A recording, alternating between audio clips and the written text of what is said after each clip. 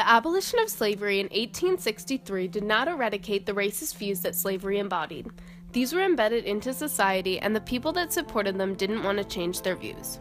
The Jim Crow laws, which separated public places into colored and white, further encouraged racism. They systematically denied African Americans the right to vote and strongly discouraged any informal interaction between the two groups.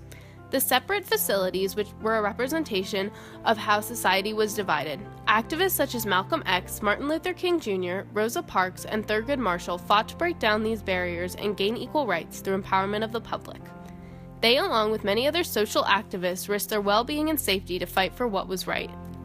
In 1954, amidst the civil rights movement, the Supreme Court ruled that segregation of schools was unconstitutional in the Brown v. Board of Education. This then overturned the previous ruling of Plessy v. Ferguson in 1896 that deemed segregation was constitutional if the faculties were separate but equal. But most faculties were not. White ones were well-funded and color ones weren't.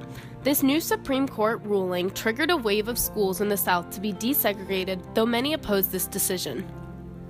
Schools were mandated to desegregate and integrate black children into their previously white facilities. Like all other states, Arkansas and its school districts were forced to integrate. In its capital city, 80 students expressed interest in attending Little Rock Central High, but only 17 were accepted after consideration by the school board. The students were also approved to attend the school by members of the NAACP, National Association for the Advancement of Colored People, who wanted to ensure that they had the strength and perseverance to endure the resistance that they would inevitably face. Only 9 students showed up on the first day: Minnie Jean Brown, Elizabeth Eckford, Ernest Green, Jefferson Thomas, Thelma Mothershed, Melba Patello, Gloria Ray, Terrence Roberts, and Carlotta Walls. These students became known as the Little Rock Nine. The students showed up on that September morning because they had hoped for a better education and chance at a better life. They were not expecting the torture and hardships they were about to face. From the beginning, the deck was stacked against the Little Rock Nine. Whites in the South did not want colored citizens to belong in the same class as them. Desegregation of schools was a step in eliminating this class system, which was a threat to white Southerners. Along with most citizens, the governor of Arkansas, Orville Faubus, was staunchly against integration. He used his power in government time and time again to prevent desegregation. The resistance the students faced was comprised of hateful actions from white citizens and from the governor Faubus. September 4th approached quickly, and with it arrived the first day of school for the Little Rock Nine. The first day was understandably frightening. When the 9 students first arrived, they were greeted by an angry mob of violent white protesters. Faubus didn't try and stop the protesters. Instead, he took their side by sending in the National Guard to prevent the Little Rock Nine from entering the school. He claimed they were there to prevent the violence, but this was a facade, for his true intentions were to prevent the 9 from entering. Faubus's National Guard interference was against the law. President Dwight D. Eisenhower made it clear in a telegram he sent to the governor. Eisenhower held a meeting in Rhode Island to reiterate the importance of desegregation and oath men's duty to uphold the federal law. This decision was made because Faubus had slighted him and his authority, not necessarily to support civil rights. Eisenhower said to the governor that he didn't have to remove the troops, but he did have to ensure the children were let into the school. Mobs continued to gather outside the school, and Faubus kept the National Guard as a blockade despite the order against it. In response to this, Eisenhower deployed the 101st Airborne Division from Kentucky to protect the students. With this military assistance, the Little Rock Nine were finally able to enter the school and have their first full day of school on September 25th. After this, they started to attend school regularly. Some white students stopped coming to Central High School when the black students started to attend. The ones that remained fell into 2 groups. The first group of students consisted of the ones who physically abused and emotionally tormented incessantly.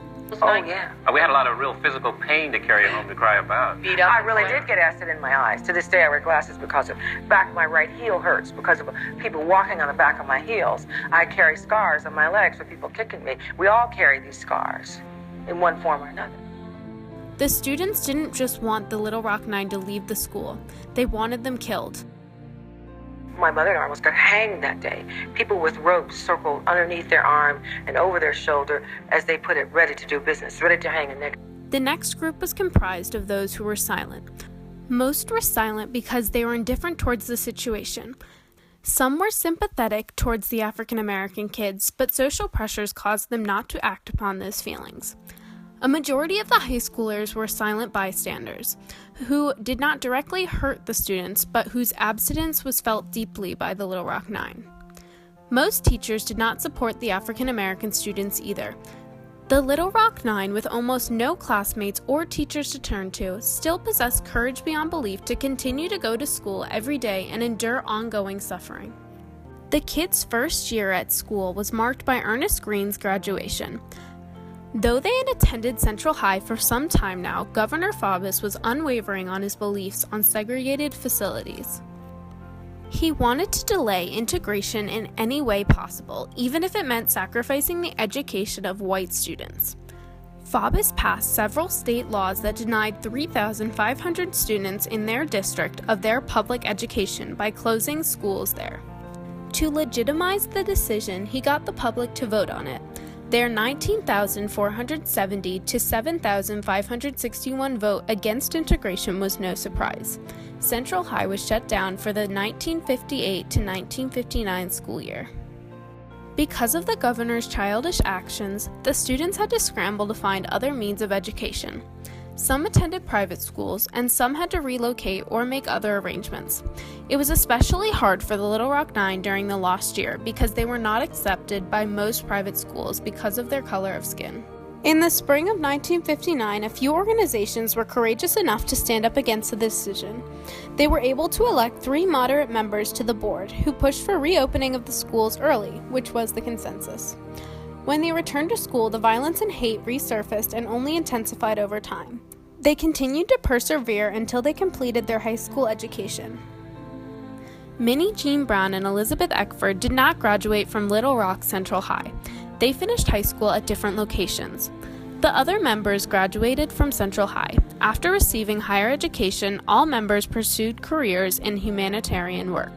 The Little Rock Nine's accomplishments were victories for themselves, but more importantly, a victory for the civil and educational rights. The Little Rock Nine, although only high school students, had a lasting impact on the civil rights movement and the desegregation of public schools throughout the United States. They persevered through countless barricades and became some of the first African American students to graduate from a desegregated school in the South, and paved the way for the following generations of African American children. The members of the Little Rock Nine were each awarded the Congressional Gold Medal in 1999 for outstanding service to their country. Even though their endeavors were valiant, the United States has taken a major step backwards in the integration of public schools. Today, resegregation within the public school system is a growing problem throughout the country.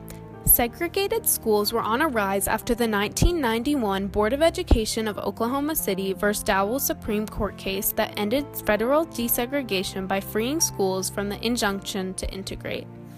More than 20 million children of color attend schools that are segregated.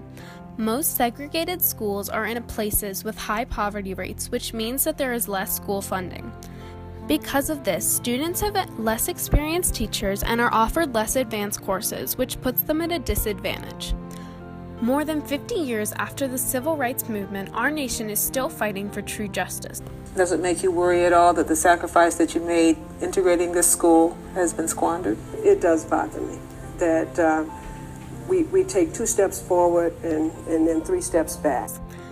The road has been paved for us by those who are not afraid to stand up for what is right, such as the Little Rock Nine stand against an unfair education system. The Little Rock Nine left a legacy of hope and triumph, which needs to be preserved and fought for in order to carry the important beliefs they have emulated.